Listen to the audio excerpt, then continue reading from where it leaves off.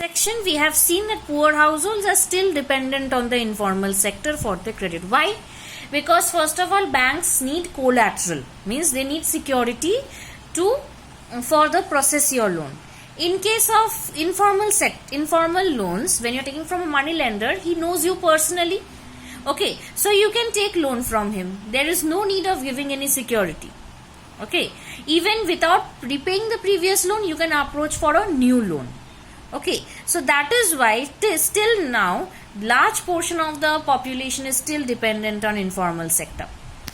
Okay, now in recent years people have tried out some newer ways of providing loans to the poor.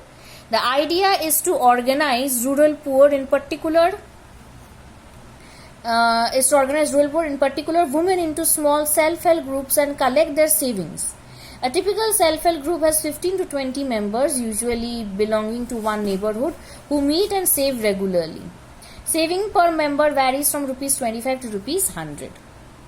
So what is happening in now that the people are trying some newer way of credit, which is other than the formal sector. The idea is to organize the rural poor, means the rural poor form groups, okay, especially of women, which is called the self-help groups or NGOs, and pool their savings.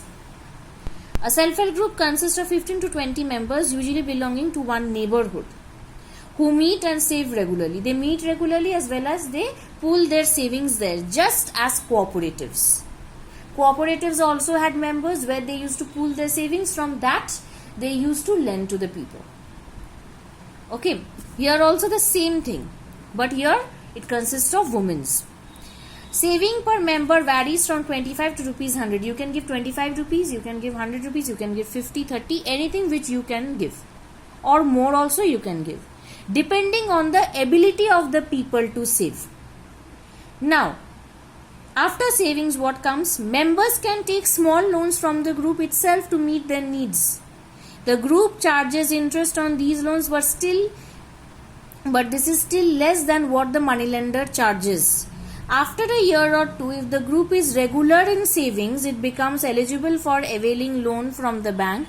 Loan is sanctioned in the name of the group and is meant to create self-employment opportunities for the members. So after pooling their resources, small loans from the group itself members can take to meet their needs.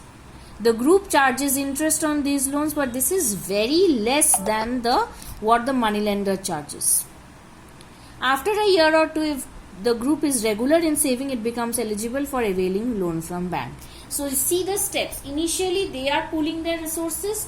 Members are taking loan from there, and interest is charged, which is very, very low from that of the moneylender, and again it is repaid back.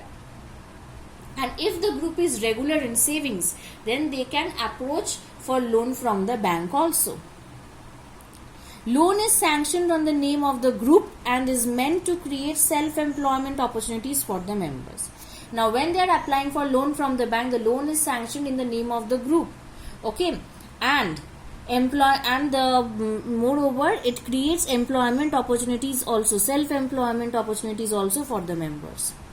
For instance, small loans are provided to the members for releasing mortgaged land, for meeting working capital, for housing material, for acquiring assets like sewing machines, handloom, cattle, etc.